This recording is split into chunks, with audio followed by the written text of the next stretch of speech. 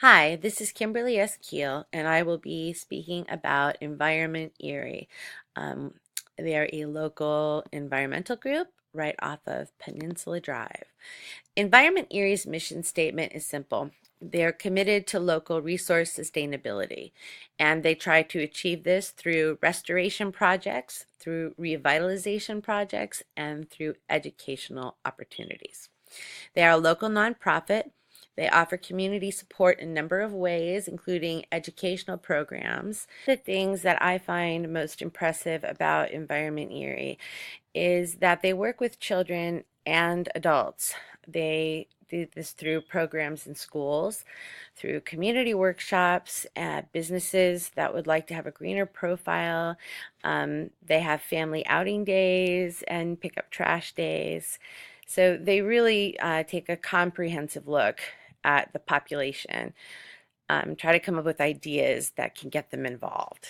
Now, Environment Erie has won many grants over the years, and they're currently managing over $1 million in local programs and projects. They are award winning. In 2014, Environment Erie actually won the Governor's Award, which was very prestigious. So service learning is central to Environment Erie, and it reminds me of our scientific method where we come up with a hypothesis, we research it, we test it, make conclusions. And there are these simple steps: choose it, research it, plan it, do it, evaluate it, and share it. And whether they are designing and planting rain gardens or organizing, artists painting rain barrels. Um, I think that these steps are what they try to instill in all of their students, whether they be adult students or children. So, Environmental Erie has a focus and an action um, with certain areas. They work with 4,000 youths locally. They're very concerned about meeting stormwater issues within urban areas, which is largely because we are right on the lake. And, when we get a lot of rain, it's not uncommon for people's septic tanks to overflow, for the creeks to rise. We do have flood watches, so that is a major concern of theirs that they try to address. They are also developing uses for underutilized lots. As I said in my last presentation, that's so important because we do have these empty lots with decaying buildings from factories that are no longer in existence. And I think it's wonderful to try and bring something alive and beautiful to what could be a depressing and dead space. They are also heading off restoration activities in the Cascade Creek, Walnut Creek, and Scott Run watershed. So they've been busy. So, Earth Action, public education. This is their program with children. This is a sort of a layout of all of the things that they do. And we talked about this last time.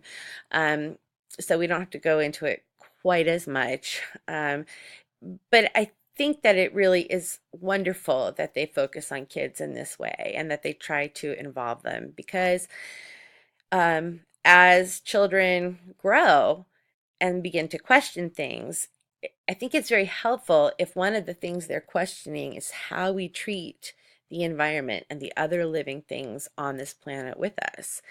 And the Earth Action Program definitely challenges kids to do that. Get involved. This applies to adults who might want to volunteer and become a part of the Environment Erie family. The first thing is you could come up with an environmental service learning project, which is a lot like our creative projects that we sometimes are assigned in college courses, where we think of something wild and interesting and out of the box, and we present it to the professor and the class. And that is very much what this is. Maybe you want to make a weather station with kids, and you've got this really neat idea for how to do it. So maybe it's tests with, electricity or something like that. I guess you have to be careful with that, though. The next thing is be an expert. And this would apply to their service learning days. And say that I had a degree in biology.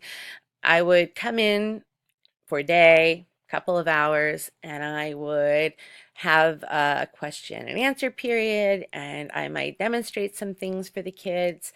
And at the end of the day, that's it. I would not come back unless I wanted to at some other point. And so you're there for the short term when you're an expert. Challenges are it's basically as it sounds, where you would come in and work with students and challenge them to prove something or to disprove something, and it's a hands-on sort of experience for the kids. Then there's professional development, which is when you not only come in for the kids, but you come in for yourself, because they have, as I said, these community workshops and they work with businesses. And so if what you want to do is explore a career in the field of environmental sustainability, then you can come on in for these professional development days, and that is what that serves, which I think is great because it's not just for children. I mean, it's important that adults are thinking about our environment as well. And even if someone came to this in passing, you never know what it could spark. So another thing that they could do is facilitate an Earth Action program, and that would really apply to something that the kids might do at the end of the year when they have their big get together. Or you could be a mentor. And I think that this would be the most rewarding and challenging of these things to do, because a mentor is there for the long term and you are committed to answering questions for these kids. You come in every week, several hours a week, maybe more if you have the time, and you're not only being an example of a professional environmental worker, but you're also showing them how to be a good community member who cares about the children in our community and who cares about our environment. Earth Action is an experiential based learning program. They offer youth training days, whether the children train with a short term expert or a long term mentor. They have an annual youth summit where at the end of the year, kids bring projects that they have worked hard on the entire year, and they are adjudicated, and eventually a winner is picked. And then there is the Green School Initiative. So some of the community initiatives which fold into the Green School Initiatives, I've listed them here. And if you're interested in exploring this, then by all means, you should go to the Environment Erie webpage and take 20-30 minutes and really explore it. It's fascinating. There's a lot of information. Some of it's practical and some of it is informational, such as these workshops that they do. One of the things that I thought was great is they have a slideshow about composting with kids. And given that we had just spoken about that and learned about that in our last unit or so, that really hit home for me. And the slideshow was very kid friendly, and you could definitely sit down and look at it as a family. In schools is another initiative, and sustainable landscaping is a part of that, but it's also something that Environment Erie really tries to instill in community members also. It's wonderful to make our shared spaces sustainable, but it's really important that people also start making their individual spaces sustainable. They have a program called Weed Warriors, which I think is a great name. And it's a volunteer group, and they go out to Presque Isle and they remove plants that are not native species, and they plant things that are native, that should have been growing there in the first place. So it's every Tuesday starting at noon they do it, and you can do group events by request if you're interested.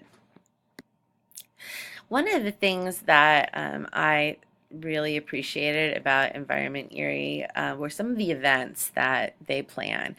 There's a bike around the bay, which has become a large event here in Erie. And again, it is a wonderful thing for families to do together, and a great way to not only, appreciate the beauty of the peninsula and the bay, but also to get kids moving and exercising. They also have a volunteer calendar, which makes it simple for people to figure out who's volunteering when and how schedules might mesh. One of the things that I find really fun about Environment Erie is they occasionally hold murder mystery events. And I think that it's a really creative and original way to reward your volunteers to kind of take part in a wacky, crazy acting murder mystery show, and at the same time, maybe attract some outside community members who would perhaps come for the enjoyment of the entertainment, but by the time that they left, they might just be a little more interested in environmental sustainability. And then there are the community resiliency workshops on things like composting and picking up trash, weed warriors, and all of those wonderful programs that I mentioned just a few slides ago. So, what is a rain garden? A rain garden is a shallow depression that is planted with deep-rooted native plants and grasses. And then there's a little tiny one right there. So, Environment Erie definitely works with kids when it comes to rain gardens, but they also work with adults, whether they are putting rain barrels around town, or working with homeowners to improve their septic systems by planting rain gardens. Environment Erie will explain why native plants and trees and flowers are so important when they work with homeowners or students or professionals. And they can explain an ecosystem and how it works, and how it's very important that the plants and trees and flowers are all sort of supposed to be together so that they can flourish. In this section about rain gardens, there was Don't Give Up the Drip, which was a community rain barrel art project in which artists from all over the region were invited to submit rain barrels that they had painted or decorated. And there was a contest, and the point of it was just to show what you can do with rainwater. You can use it to water your flowers or your plants. It lowers the water bill depending on what you use it for. And for me, most importantly, it reduces runoff. And we live so near Lake Erie that runoff in this area goes right back into the creeks and streams that go right back into the bay and into the lake. So if we can prevent runoff by having beautiful rain barrels, then I am all for that. So one of Environment Erie's employees, Kristen Courier, said this at the time: "We are introducing these barrels as a way to show that harvesting rainwater can be functional, yet it can also be aesthetically pleasing." And here I have some of the rain barrels. So I thought it was important to show people um, that this is what's possible. I mean, imagine if you owned a home, or you had a yard or a business, and you were interested in doing something that was more environmentally sustainable, but you had to balance that with the needs of your business. Well, you can see here, any one of those rain barrels would be beautiful in a yard. It would add to any business. And I thought it would be a great example, when I was speaking of Environment Erie's mission to beautify vacant lots. Well, you can imagine how beautiful any of these would be in a vacant lot around town. So I went over the local rain gardens in the elementary schools with you, but here are some before and after pictures that I thought were particularly impressive. This was St. George's School before and after. Sadly, I believe the school is now closed, like so many of our schools, but they really were swamped, and they have this beautiful little garden by the end. And there's Iroquois Elementary's rain garden. You can see the during portion, it's just a lot of dirt, and by the end, they had planted all those beautiful, wonderful trees. So Plato said the most effective kind of education is that a child should play amongst lovely things, and those lovely things don't have to be indoors. There are my citations. Thank you.